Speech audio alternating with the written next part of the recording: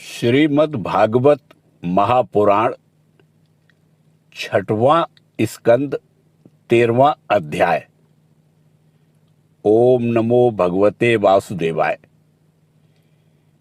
इंद्र पर ब्रह्म हत्या का आक्रमण। श्री सुखदेव जी एवं राजा परीक्षित संवाद। श्री सुखदेव जी कहते हैं, महादानी परीक्षित, वृत्रासुर की मृत्यु से इंद्र के अतिरिक्त तीनों लोक और लोकपाल तत्क्षण परम प्रसन्न हो गए। उनका भय, उनकी चिंता जाती रही। युद्ध समाप्त होने पर देवता, ऋषि, पितर, भूत, दैत्य और देवताओं के अनुचर गंधर्व आदि इंद्र से बिना पूछे ही अपने अपने लोक को लौट गए। इसके पश्चात ब्रह्मा, शंकर और इंद्र आदि भी चले गए। राजा परीक्षित ने पूछा, भगवान, मैं देवराज इंद्र की अप्रसन्नता का कारण सुनना चाहता हूं। जब वृत्रासुर के वध से सभी देवता सुखी हुए, तब इंद्र को दुख होने का क्या कारण था? श्री सुखदेव जी ने कहा, परीक्षित, जब वृत्रासुर के पराक्रम से सभी देवता और ऋषि महर्षि अत्यंत भयभीत हो गए थे, तब उन लोगों ने उसके वध के लिए इंद्र से प्रार्थना की, परंतु वे ब्रह्म हत्या के भय से उसे मारना नहीं चाहते थे। देवराज इंद्र ने उन लोगों से कहा, देवताओं और ऋषियों, मुझे विश्वरूप के वध से जो ब्रह्म हत्या लगी थी, उसे तो स्त्री, पृथ्वी, जल और वृक्षों ने कृपा करके बांट लिया। अब यदि मैं वृत्र का वध करूं, तो उसकी हत्या से मेरा छुटकारा कैसे होगा? श्री सुखदेव जी कहते हैं, देवराज इंद्र की बात सुनकर ऋषियों ने उनसे कहा, देवराज, तुम्हारा कल्याण हो। तुम तनिक भी भय मत करो, क्योंकि हम अश्वमेध यज्ञ कराकर तुम्हें सारे पापों से मुक्त कर देंगे। अश्वमेध यज्ञ के द्वारा सबके अंतर्यामी, सर्वशक्तिमान परमात्मा नारायण देव की आराधना करके तुम संपूर्ण जगत का वध करने के पाप से भी मुक्त हो सकोगे। फिर वृत्रासुर के वध की तो बात ही क्या है? देवराज, भगवान के नाम कीर्तन मात्र से ही ब्राह्मण, पिता, गौ, माता, आचार्य आदि की हत्या करने वाले महापापी, कुत्ते का मांस खाने वाले चांडाल और कसाई भी शुद्ध हो जाते हैं। हम लोग अश्वमेध नामक महायज्ञ का अनुष्ठान करेंगे।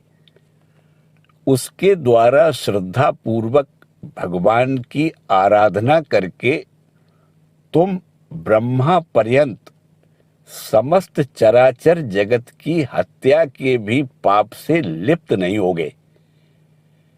फिर इस दुष्ट को दंड देने के पाप से छूटने की तो बात ही क्या है? सुखदेव जी कहते हैं, परीक्षित, इस प्रकार ब्राह्मणों से प्रेरणा प्राप्त करके देवराज इंद्र ने वृत्रासुर का वध किया था। अब उसके मारे जाने पर ब्रह्म हत्या इंद्र के पास आई। उसके कारण इंद्र को बड़ा क्लेश, बड़ी जलन सहनी पड़ी। उन्हें एक क्षण के लिए भी चैन नहीं पड़ता था। सच है, जब किसी संकोची सज्जन पर कलंक लग जाता है तब उसके धैर्य आदि गुण भी उसे सुखी नहीं कर पाते। देवराज इंद्र ने देखा कि ब्रह्म हत्या साक्षात चांडाली के समान उनके पीछे पीछे दौड़ी आ रही है। बुढ़ापे के कारण उसके सारे अंग कांप रहे हैं और क्षय रोग उसे सता रहा है। उसके सारे वस्त्र खून से लथपथ हो रहे हैं। वह अपने सफेद सफेद बालों को बिखेरे ठहर जा, ठहर जा, इस प्रकार चिल्लाती आ रही है। उसके श्वास के साथ मछली की सी दुर्गंध आ रही है, जिसके कारण मार्ग भी दूषित होता जा रहा है। राजन, देवराज इंद्र उसके भय से दिशाओं और आकाश में भागते फिरे। अंत में कहीं भी शरण न मिलने के कारण उन्होंने पूर्व और उत्तर के कोने में स्थित मानसरोवर में शीघ्रता से प्रवेश किया। देवराज इंद्र मानसरोवर के कमल नाल के तंतुओं में 1000 वर्षों तक छिपकर निवास करते रहे और सोचते रहे कि ब्रह्म हत्या से मेरा छुटकारा कैसे होगा। इतने दिनों तक उन्हें भोजन के लिए किसी प्रकार की सामग्री न मिल सकी, क्योंकि वे अग्नि देवता के मुख से भोजन करते हैं और अग्नि देवता जल के भीतर कमल तंतुओं में जा नहीं सकते थे।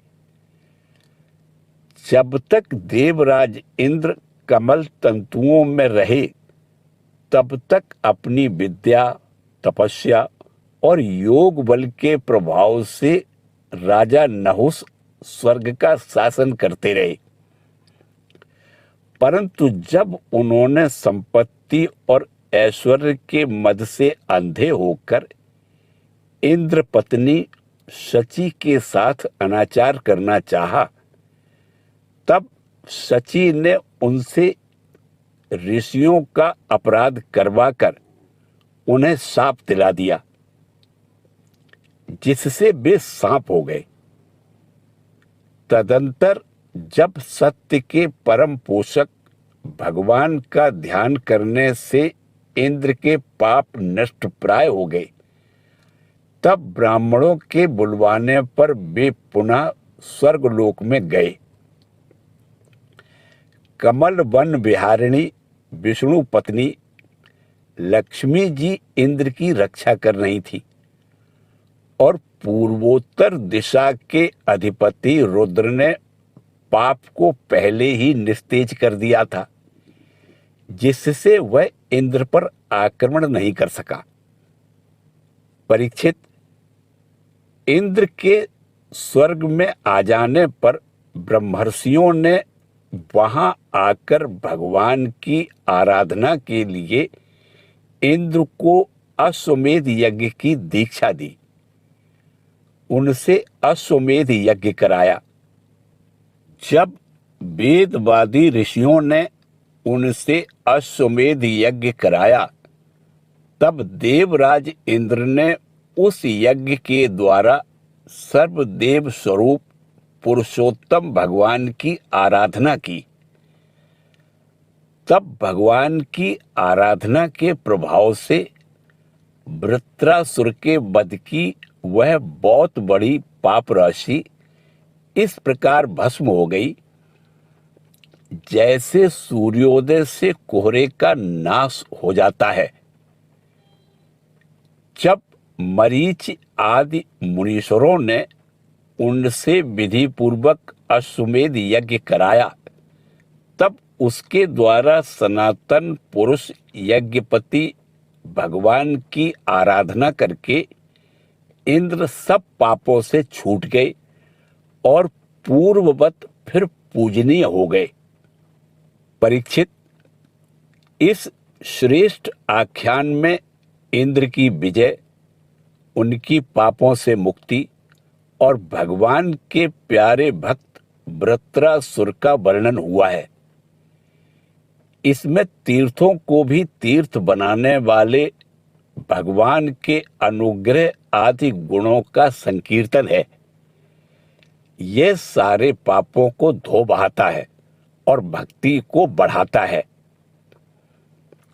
बुद्धिमान पुरुषों को चाहिए कि वे इस इंद्र संबंधी आख्यान को सदा सर्वदा पढ़ें और सुने। विशेषतः पर्वों के अवसर पर तो अवश्य ही इसका सेवन करें। यह धन और यश को बढ़ाता है, सारे पापों से छुड़ाता है, शत्रु पर विजय प्राप्त कराता है तथा आयु और मंगल की अभिवृद्धि करता है। ओम नमो भगवते वासुदेवाय।